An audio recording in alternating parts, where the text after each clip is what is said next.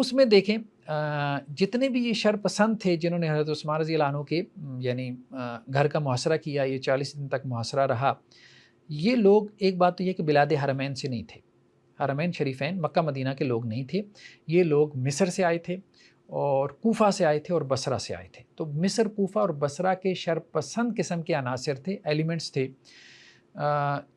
جو مدینہ میں آئے تھے، اور انہوں نے آ کے حضرت عثمان رضی اللہ عنہ کو جو ہے وہ شہید کیا تھا۔ اچھا، ان کے اوپر مطلب وجہ کیا بنی تھی، کیوں انہوں نے یہ اقدام کیا حضرت عثمان رضی اللہ عنہ کو شہید کرنے کا؟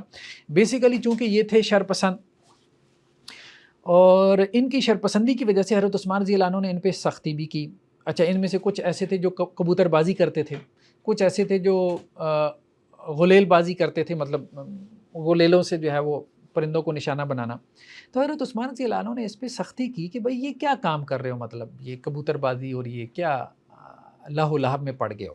تو حضرت عثمان رضی اللہ عنہ نے جو ہے وہ اس پہ سختی کی اور ان کاموں سے منع کیا۔ اچھا، ان میں سے کچھ ایسے بھی تھے جو نشہ آور نبیذ پیتے تھے۔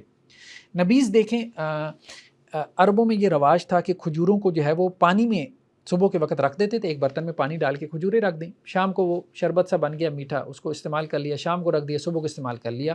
لیکن ایک وقت کے بعد اس میں سکر یعنی مدہوشی کی کیفیت پیدا ہو جاتی تھی، نشہ آ جاتا تھا۔ تو نبیذ اس کا پینا تو جائز تھا، لیکن نشہ آور نبیذ کا پینا جائز نہیں تھا، آپ صلی اللہ علیہ وسلم اس سے منع کرتے تھے۔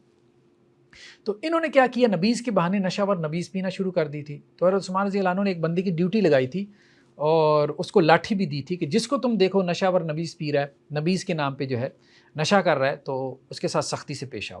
تو انہوں نے یہ بھی جو ہے وہ حضرت عثمان پہ الزام لگایا کہ جی دیکھیں جی انہوں نے تو لاٹھی کی بدعت ایجاد کی۔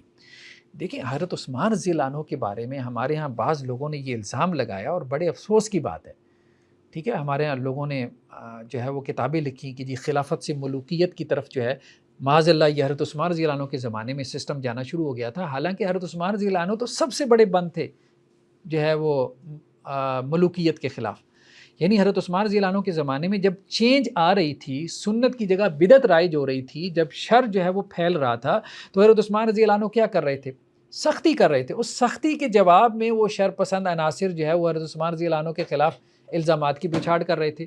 تو حضرت عثمان رضی اللہ عنہ تو سسٹم کو بچاتے بچاتے جو ہے وہ شہید ہوئے۔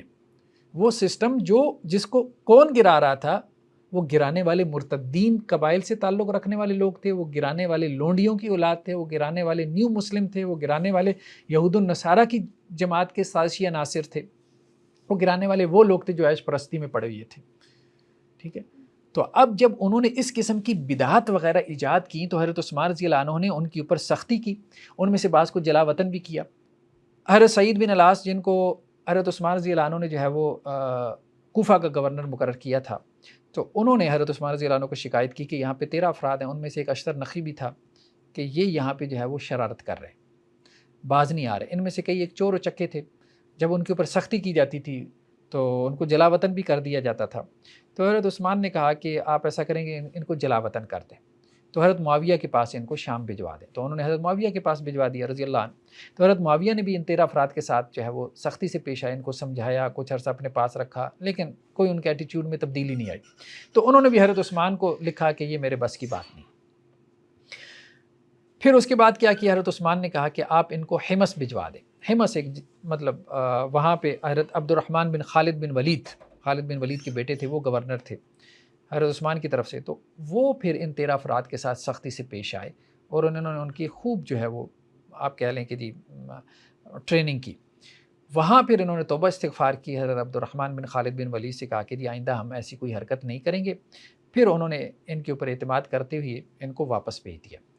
تو اب یہ واپس آئے تو پھر شرارتیں کرنے لگ گئے۔ تو اس قسم کے چور و چکے عیاش قسم کے جو ہے وہ لوگ تھے، غلیل بازی کرنے والے، کبوتر بازی کرنے والے، نبیذ پینے والے، چوریاں کرنے والے، تو ان کے اوپر جب سختی کی جاتی تھی یا انہیں جلا وطن کر دیا جاتا تھا تو وہ اس پر توبہ استغفار کر لیتے۔